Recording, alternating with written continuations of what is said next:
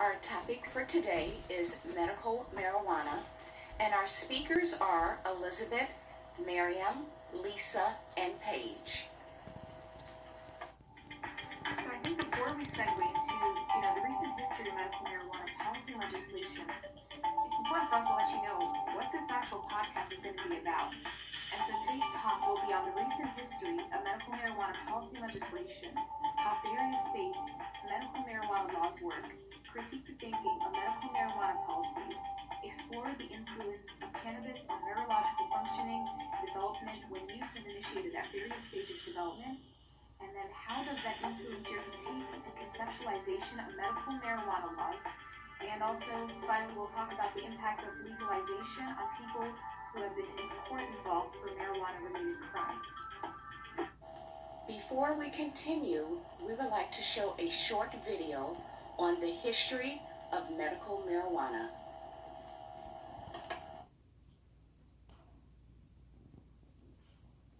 It's around 2730 BC. Legendary Emperor Shen Nung, regarded as the father of Chinese medicine, is exploring the benefits of marijuana for everything from malaria to poor memory. Use soon spreads across the continent. Though even back then, overuse supposedly caused blindness, sexual problems, and hallucinations, or as they called it, seeing devils. Irish doctor William O'Shaughnessy introduced weed to England and America in 1840, treating seizures, nausea, and menstrual cramps. Queen Victoria's doctor prescribed weed for his patients, leading many to wonder if the Queen ever took a toke to ease the pain of her monthly cycles. Across the ocean blue, George Washington grew hemp, but it wasn't the kind that gets you high. Still, rumors persist he used it for toothaches. Remember, he ended up with wooden teeth.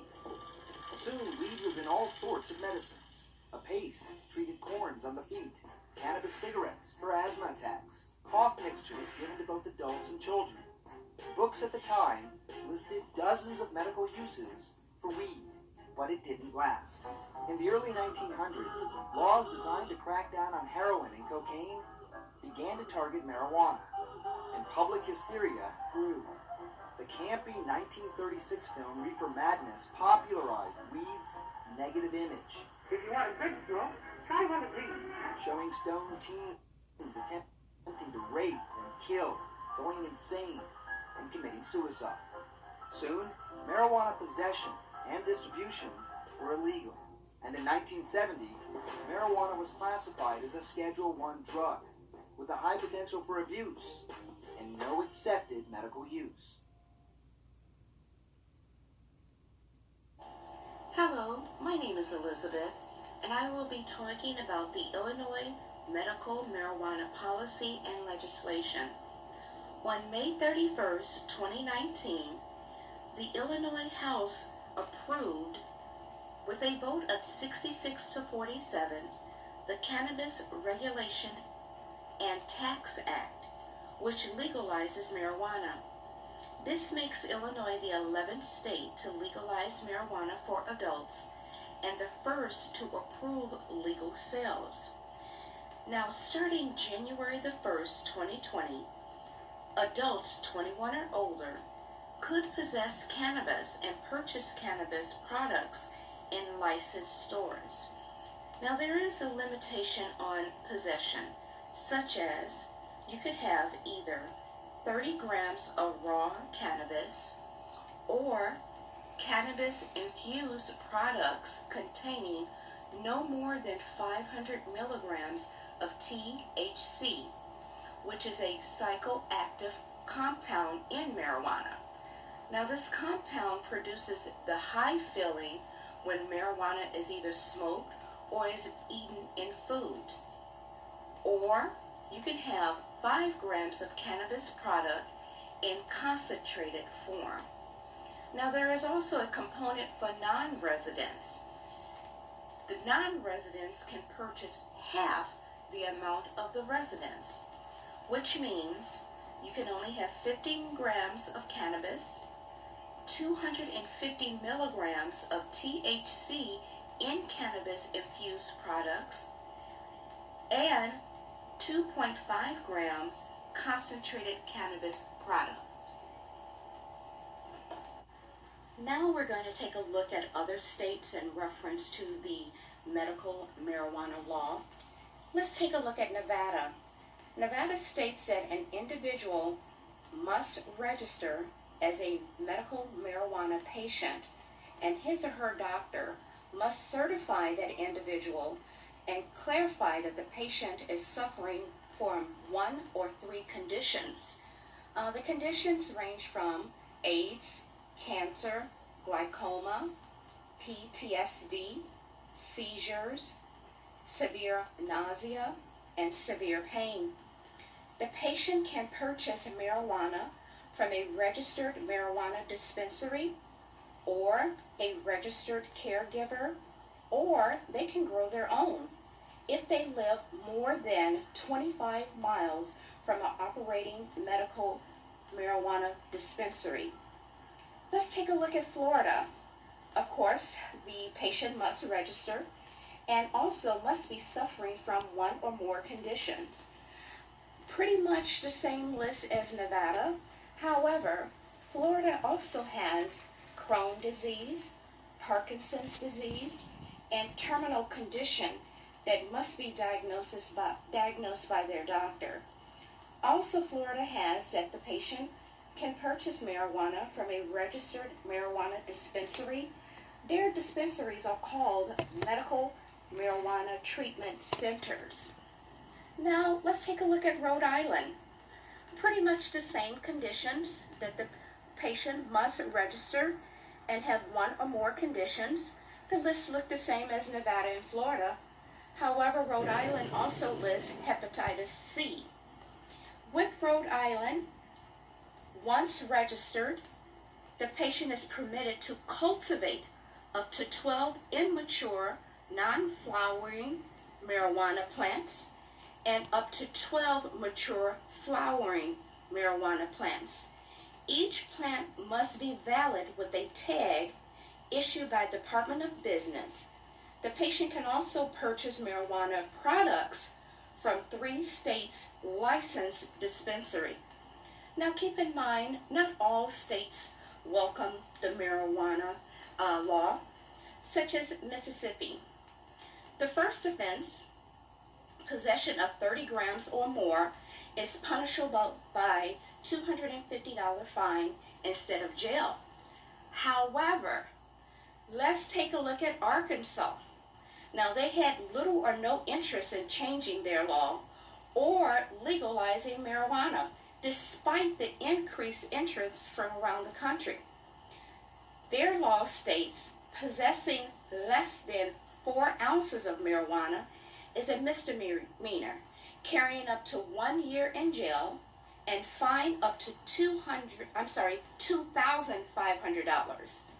Possessing an ounce of marijuana or more and who has 2 other convictions of possession is now a felony, punishable up to 6 years. That's right, 6 years in prison. But check this out. The fine is up to $6,000. Now that is pretty steep. Arkansas is listed as the harshest law in the nation when it comes to marijuana. Hello, this is Miriam, and I'm going to be talking about critique thinking of medical marijuana policies. So, as of right now, the DEA, or Drug Enforcement Agency, has considered marijuana an illegal Schedule I drug. So, what that means that there is a high potential of abuse with this substance, and that it has not been accepted for its medical use.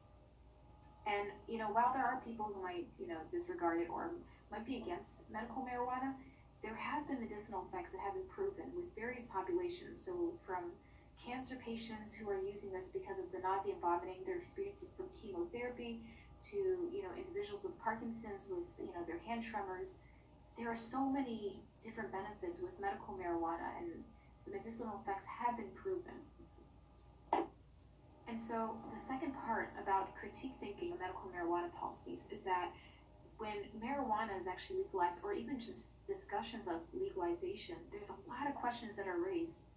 And one of the conversations that I hear commonly is okay, let's say marijuana is legalized. What's going to happen in criminal records of those incarcerated? So there are individuals right now who are in prison for marijuana possessions. What's going to happen to them in their criminal records? The other discussion that, the other questions that are raised is, how severe would a medical condition need to be for an individual to actually receive marijuana for medical use? Like, would there be certain restrictions? Are there only certain medical conditions that are covered under this? And kind of, segueing from that is thinking about, will this ever be considered a Schedule II drug? Because as we discussed previously, a Schedule I drug is actually, its medicinal effects are actually disregarded in some sense. And with the Schedule II is that it's going to be prescribed, but of course it is closely monitored because of the chances of, substance abuse with this substance. And so that does make people wonder, is this ever going to be considered a Schedule II drug? And now kind of going off of that, we think about legalization, is what strains are actually going to be covered under these new policies. Because there's not just one type of marijuana, there's multiple strains. And so that raises questions as to what strain is going to be covered, or how many are going to fall under these new policies. Hello there, my name is Paige Swan. I'm here to talk about marijuana laws and the impact that it's been having on youth. I found an empirical study conducted by 3 researchers who examined the association between the amount of medical marijuana patients, growers, per 1,000 population in 32 Oregon counties from the years 2006 to 2015. And they looked at the usage of marijuana among adolescents during this time period. So the goal was to see if the increase of medical marijuana patients and an increase in growers resulted in an increase in adolescent use of marijuana. Results did show that the mean rate of marijuana per 1,000 population increased from 2.9 in 2006 to 18.3 persons in 2015. In addition, the grower rate mean increased from 3.8 to 11.9. This shows that, coinciding with the increase in growers and patients, and then it also the study stated that parental disapproval had gone down during this time frame because marijuana is being more widely accepted. So that also played into an increase in adolescent usage of the marijuana in Oregon.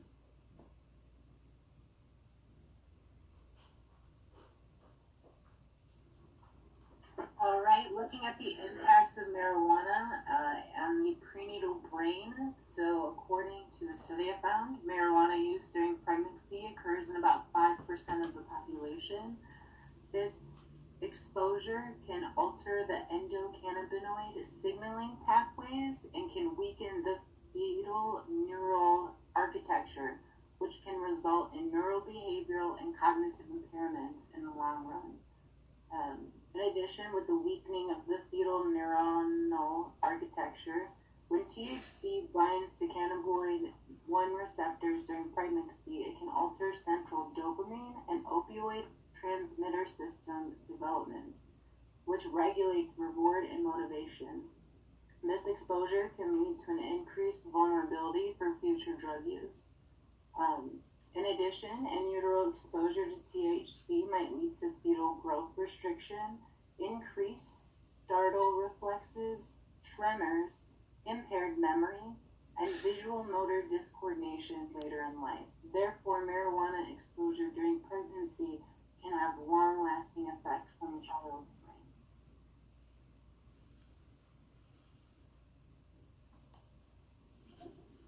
Okay, moving on from the unborn brain to the adolescent brain. So during adolescence, the teenager's brain is filled with cannabinoid receptors. It is just packed full of them.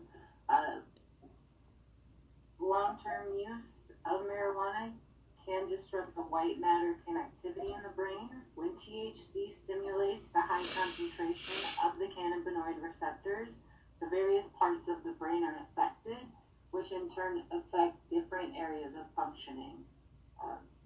So when there is a high concentration of CB1 receptors in the hippocampus, memory and learning can be affected. When there's a high concentration in THC in the amygdala, there can be a reduction in anxiety. An individual may experience an increased appetite, and they may forget bad experiences that they've had. It's, marijuana is sometimes used as an escape. And then in the basal ganglia, it can reduce spontaneous motor activity. In the frontal cortex, high concentrations alter executive function. And then in the ventral tegmental area, usage can ultimately lead to marijuana dependence later on in life. Usage also affects the cingulofrontoparietal cognitive attention network. This is important because this network is responsible for executive control, inhibition, attention, and decision making. Therefore, as the research shows, marijuana usage during adolescence can impact several parts of the brain that are responsible for cognitive memory and white matter within the brain. It's really important to note that this is just such a susceptible time for adolescents because their brain is still developing. So then any alteration by marijuana can be left.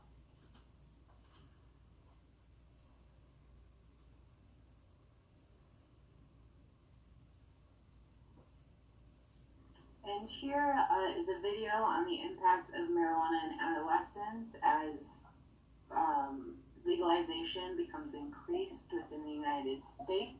It's important to see how it is impacting the youth, how when media gets a hold of it, what's it going to look like in society. So I found this video to be very educational and to be very relevant to the conversation we're having today.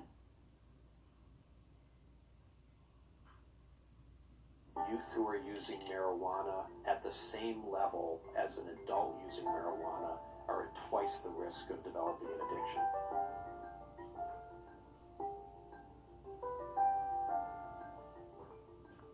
The country is increasingly legalizing marijuana, whether that's for its medical use or for recreational use. And there are some potential benefits that may come with that. One is it may help us view marijuana addiction as being more of a public health problem than a criminal justice problem. The other benefit is there does seem to be some significant research that there are some medical conditions for which the active ingredients within marijuana may be helpful. The risks or the dangers that come with it, most experts in the field believe outweigh the possible benefits. The biggest area of concern for legalized marijuana, I would say, would be the impact of this on youth.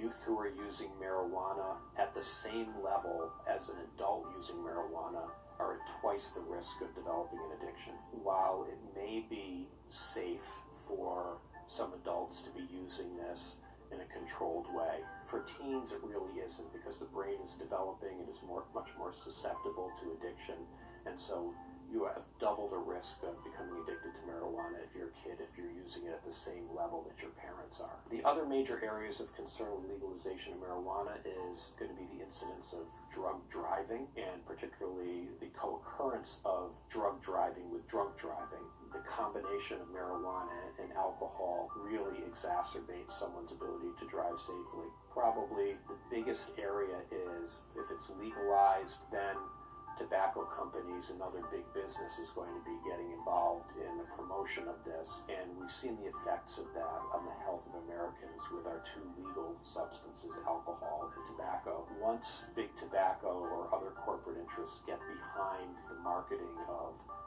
substances, it takes it to an entirely different level than when you've got a small business in Colorado that's sort of a boutique coffee shop kind of business, and you shift that to high-level manufacturing and marketing and advertising. It completely changes the playing field, and I think most people aren't prepared for that.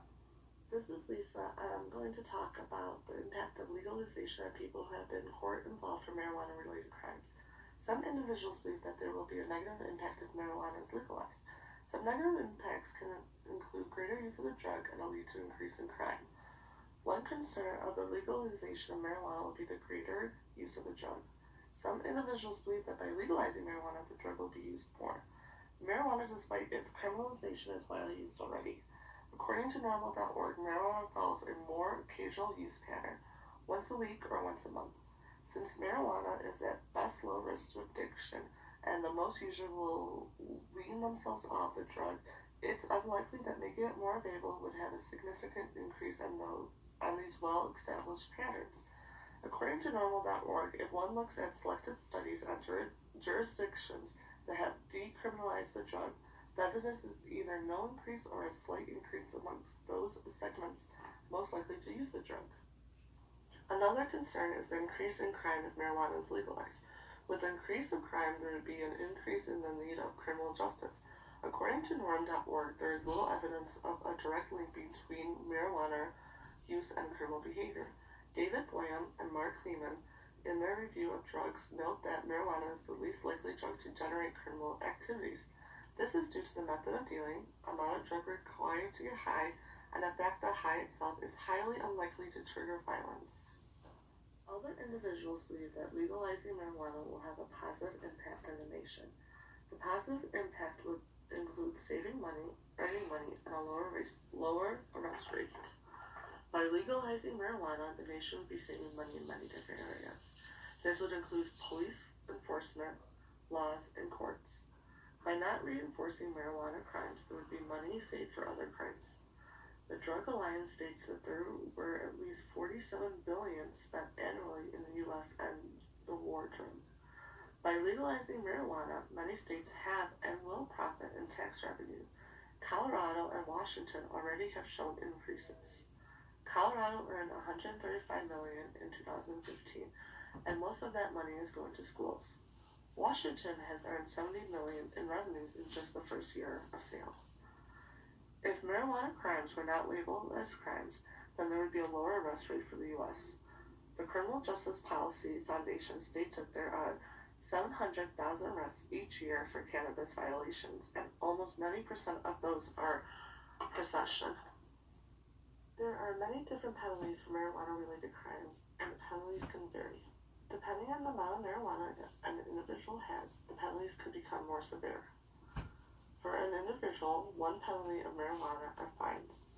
Marijuana fines are less harsh than being arrested or having to serve time in jail, but could be inconvenient and expensive for the individual. Each state fines are different. Before decriminalization, New Hampshire used to have a fine up to $2,000, and after decriminalization, the fines were just $100 for a first or second offense. Some states have had a fine up to $5,000 now. Another penalty for marijuana-related crimes would be someone getting arrested or jail time. Getting arrested or serving jail time depends on how much marijuana an individual has. Getting arrested and jail time can cause an individual to lose their job, which can ultimately lead them to losing their housing. Having to go to court or classes could also be expensive for the individual. One of the biggest penalties for marijuana-related crimes are permanent criminal records. A criminal record is information that is kept about a person's arrests and convictions that others can investigate. Permanent criminal records can be on an individual's record for life. With a lifelong record, an individual might lose out on opportunities for employment and loans. The impact of legalization on individuals who have been court-involved for marijuana-related crimes can be expunged. Expungement is the official sealing of an individual's record of arrest and conviction.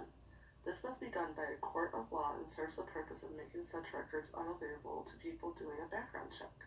Because most employers and many landlords commonly ask applicants if they have a criminal record, and they may not hire or rent to someone with a criminal past. The process of expungement has become more popular. Having a record expunged could really change a person's life. Even though sealing records is an option, not every state follows the same expungement law. Some state requires a waiting period before a record could be expunged. An expungement can usually only occur if there were no other criminal records attached to the possession. In the past 4 years, at least 10 states have passed laws addressing expungement of certain marijuana convictions. In 2018, Alaska, California, Maine, Massachusetts, Michigan, New Hampshire, New Jersey, New York, Virginia, Washington, and Colorado consider legislations that would affect expungement of certain marijuana convictions.